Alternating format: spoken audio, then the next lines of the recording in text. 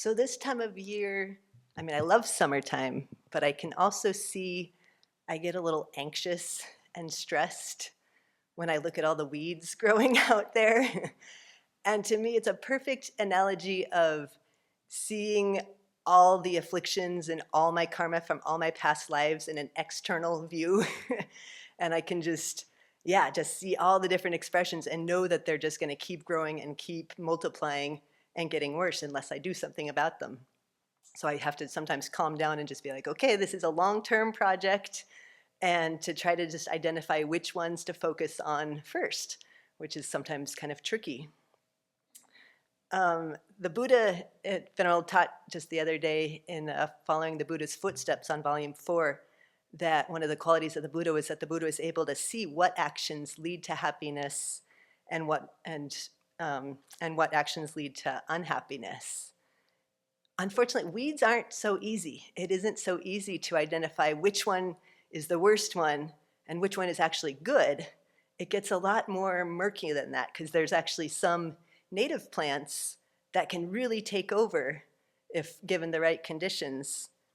And other plants, like our lovely, beloved oxeye daisy, a lovely little white, innocent little daisy, is not native and can completely take over fields very quickly, along with our lovely little bird vetch, which is a lovely little purple flower. But these two flowers I associate with being like attachment, because they're nice and pretty, and we're like, oh, there's nothing wrong with these, they're pretty. But I don't need to do anything about it, and so I'm just gonna let it keep growing. And then it just consumes your mind, and then all of a sudden you're like, this is a huge problem, but it feels overwhelming because it's completely taken over. And so that can be really, really tricky to work with.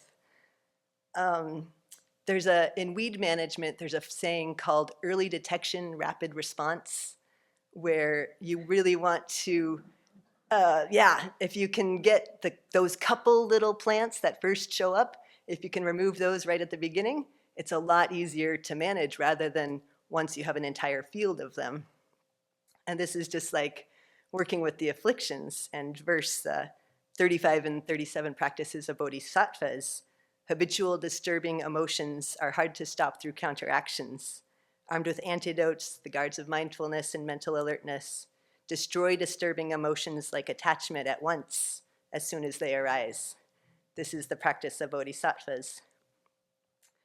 So one of the keys in doing this is first learning to identify them, to learning what is an affliction, what needs to be uprooted, and what's actually beneficial for the landscape and stuff. And that can be actually hard, but now there's great apps on the phones that you just hold the phone up and take a picture and it tells you what it is. So that saves the whole process of having to identify the parts of the plants and keying through them, and it's a whole nother language of learning plant terminology. So it's a lot easier now to identify weeds, which is great. So I want to introduce you to some of our newest friends. So this is on my list, this is the absolute worst one. It's called rush skeleton weed, and it looks kind of innocent. It's just kind of small and scraggly, and it hardly puts out any little leaves. Very small. It starts out small and innocent, but it can grow to 5 feet tall. And if you drive to Spokane, you can see the entire highways are just completely coated with it. And this one has just started to arrive, so this is one of those ones that we want to identify and uproot immediately, because unfortunately I found it in our drain field, and they have incredibly long tap roots. When it had rained maybe a week ago, the soil was really moist. I pulled one up. The tap root was about 1.5 feet long, so they're really hard to completely get the root. And I've read that it takes kind of up to 10 years to really keep consistently pulling them. But we can kind of eradicate them by pulling them or spraying them with vinegar or things. But try and keep your eye out for this, and if you see it, pull it. Yes, there's different areas that we're trying to capture this one.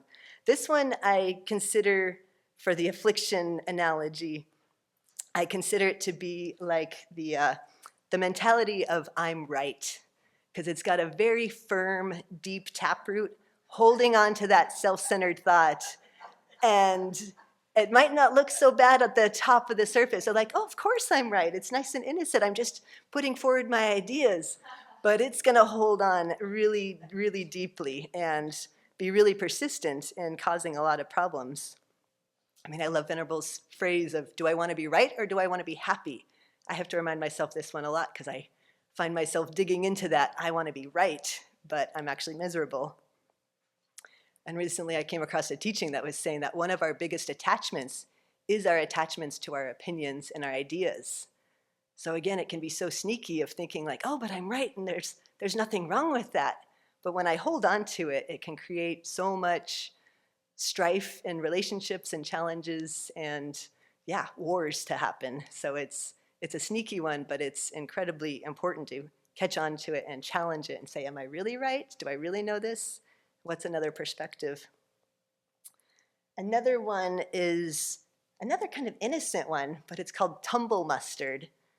It starts out, again, kind of small and innocent. It just has these tiny, tiny little yellow flowers, but it can take over. It's taken over where Shanti or Metta cabin is. The whole backside is completely our little tumble mustard, which we find mostly in the wintertime in these tumbleweeds that kind of blow around in big bushes and accumulate kind of in our entryways. So this is tumble mustard, which for an analogy, I was thinking it's kind of like distraction, where it kind of just sneaks in gently, but it wastes a lot of time and just bumbles around and gets in the way from what we really want to do. And it just takes up a lot of space.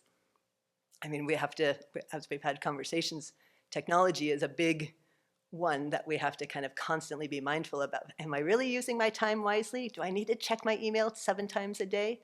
Or can I, kind of stay more focused on what I'm doing? Let's see, another one. These are kind of my top 3 that I've been watching. It's amazing how quickly they die. I just picked these, but this one is called this is the horseweed.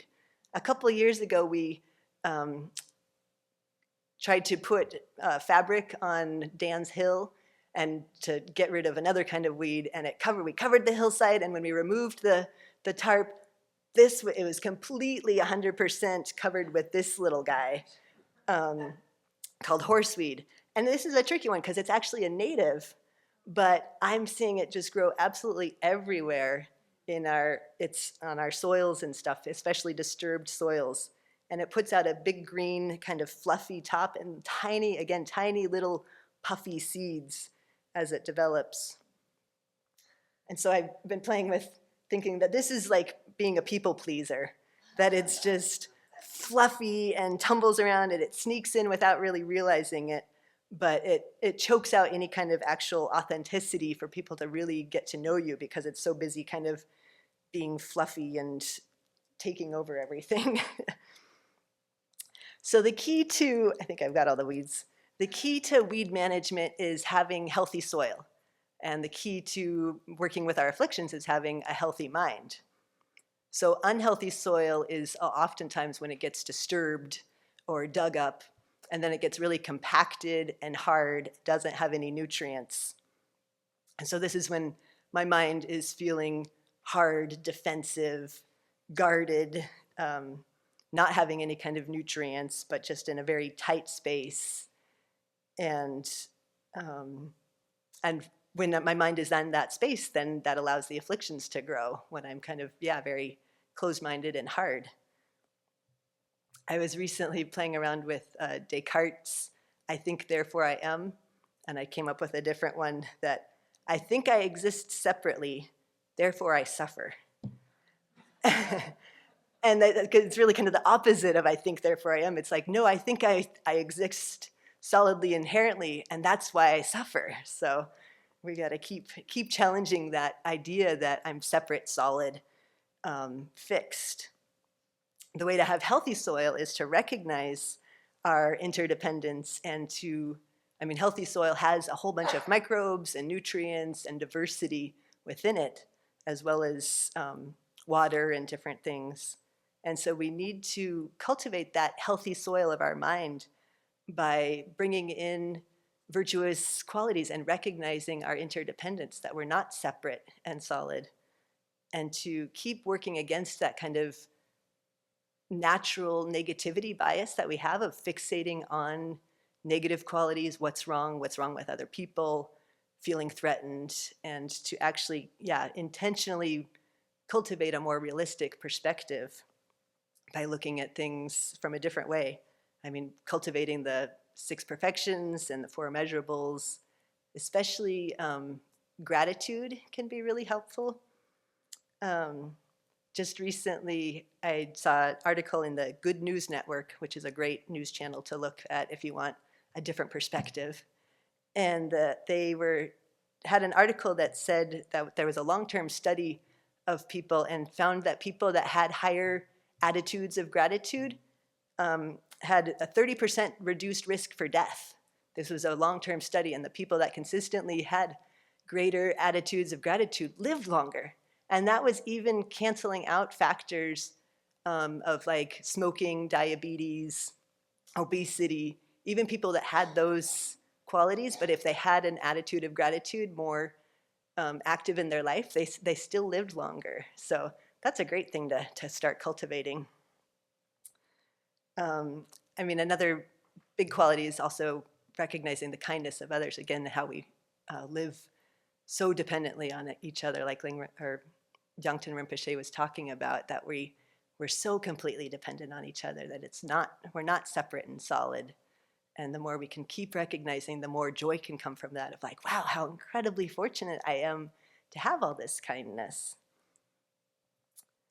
Another, uplifting fact that I wanted to share was there's a environmental newsletter produced by Paul Hawken, which is a very respected environmentalist and activist, called The Waggle. And they were reporting from the New York Times and other researchers that finally we've hit our peak emission levels for CO2, that the emission levels worldwide are starting to decline because we have enough renewable energy starting to overtake and replace those. So that's just incredibly good news that, last year there's still kind of waiting to get the final results, but the trends have been really showing that last year was the peak, and renewables are increasing so much more that our CO2 emissions are starting to go down. So, which is a good reason to keep supporting renewables so that we can completely phase out any CO2 emissions.